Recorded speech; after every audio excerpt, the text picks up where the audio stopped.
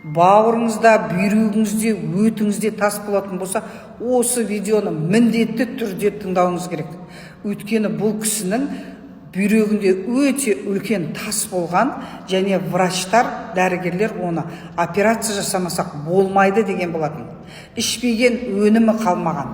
Қазақстандағы номер 1 болайын деп жатқан Сублар компаниясының мына өнімдерін ішіп, ол кісі керемет результат алған. Сол үлкен тасы қазіргі таңда бөлініп, кіші дәретінен шығып жатыр. Қараңыздаршы қандай. Шок демегенде не дейсің бұндай нәтижеге. Ал енді мына фульва қышқылы қара балдың да 1 килограммнан 1 литрінен бірақ капля шығады. Бұл тасты керемет ертетін қасиеті бар. Ал енді тас неден пайда болады?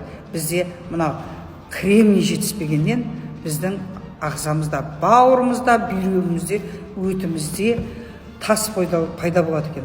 Сол себептен бұның шешімі бар.